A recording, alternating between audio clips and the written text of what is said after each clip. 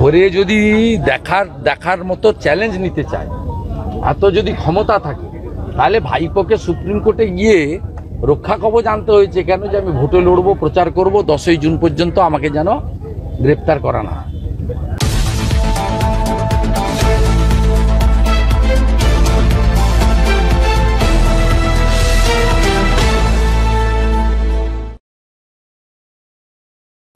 সবচেয়ে বড় গুন্ডা যেটা বাইরে আছে আমুলদহ 1, তার এই গ্রাম পঞ্চায়েত। এখানে আমি সভা করে আজকে দেখিয়ে দিয়ে গেলাম, 1000-এর উপর লোকাল লোক ছিল, গাড়ি করে আনা লোক। হ্যাঁ, সিপিএম এর সময় কাউকে করতে দিত না, তৃণমূলের সময় কাউকে দিত। সিপিএম এর নেতা গুন্ডাদের বুকের উপরে দাঁড়িয়ে করতে হয়। আমি সরবেড়িয়েতেও গেছিলাম, তো এই জন্য এখানে এসে বলে গেলাম সাবধান। আপনি সিপিএম এর সিনিয়র লিডারদের সম্মান করেন, বারবার বলেছেন, কিন্তু এক্ষেত্রে দাঁড়িয়ে শওকত মোল্লা বা শেখ শাহজাহান এরা তো সব সিপিএম এর প্রোডাক্ট। সিপিএম এর 77-এর নেতা তো এরা ছিল না। এরা পরবর্তীকালে পুলিশকে হাতে নিয়ে মাফিয়াগিরি করবে বলে সিপিএম করেছে, এবং সিপিএম তখন অ্যালাউ করেছে। একটা সময় সিপিএম এর যারা বলিষ্ঠ নেতারা ছিলেন তাদের হাত থেকে কাড়িয়ে নিয়েছে। আমি তো এটা বারবারই বলি, প্রমোদ দাশগুপ্ত, বিনয় চৌধুরী, এরা কি গুন্ডা মাফিয়া নেই?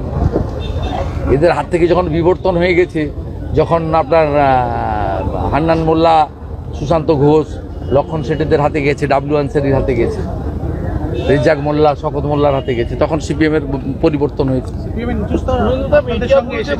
অনেকে এসেছে। বিজেপির ভোট আপনার 10% থেকে 40% হলো কার ভোট? মেজরটা তো বামপন্থী ভোট, আর কিছু তৃণমূলের ভোট। বিজেপি ধরুন এবারে আরো বাড়বে। কার ভোট আছে? যারা 21-এ মমতা ব্যানার্জিকে দিয়েছিল তারা আমাদের দেবে, যারা ভুল বুঝে বামফ্রন্টকে দিয়েছিল তারাই আসবে, তখনই তো ভোটটা বাড়বে। কিন্তু স্বাভাবিক কথা। দাদা, যে আবার মমতা বন্দ্যোপাধ্যায় ক্ষোভ প্রকাশ করেছেন, কে? না, এ তো ক্রমান্বয়। কারণ বিজেপি তো আপনার ফরমেটেবল, ডিপেন্ডেবল অল্টারনেট, এবং বিজেপি বিধানসভার পারফরমেন্স, আমি অপোজিশন লিডার হিসেবে বলছি না, নো সেটিং অপোজিশন তো আমরা এস্টাবলিশ করে দিয়েছি। আমাদের লড়াইটা তো সর্বাত্মক, সেই জন্য সব সভাতে গিয়ে গালাগালি করে। বন্দ্যোপাধ্যায় বললেন যে আমাকে অভিষেককে বলছে অ্যারেস্ট করবে, করে দেখো না কত সাহস তোমাদের। বাচ্চা ছেলে অভিষেক, প্রধানমন্ত্রী বলছে ওকে পাকিস্তানের প্রধানমন্ত্রী হতে। না, প্রধানমন্ত্রী ওর নাম ধরেনি, ওসব উল্টোপাল্টা কথা বলে লাভ নেই। প্রধানমন্ত্রী খেয়ে দিয়ে কাজও নেই, ওসব ওকে কাউন্টার করবে। আমি বলবো তাহলে উনার ভাইপো সুপ্রিম কোর্টে গিয়ে রক্ষা কবচ এনেছেন কেন? ধরে যদি দেখার মতো চ্যালেঞ্জ নিতে চায়, এত যদি ক্ষমতা থাকে, তাহলে ভাইপোকে সুপ্রিম কোর্টে গিয়ে রক্ষা কবচ আনতে হয়েছে কেন? যে আমি ভোটে লড়বো, প্রচার করব, 10ই জুন পর্যন্ত আমাকে যেন গ্রেপ্তার করা না। সাহস যদি থাকে, কোর্টের কাছ থেকে গিয়ে প্রোটেকশন আনছে কেন? সে অধিকার তার আছে, কোর্টও দেওয়ার অধিকার আছে, কিন্তু যান কেন? তারপরে এসে বাজারে গরম গরম কথা বলে।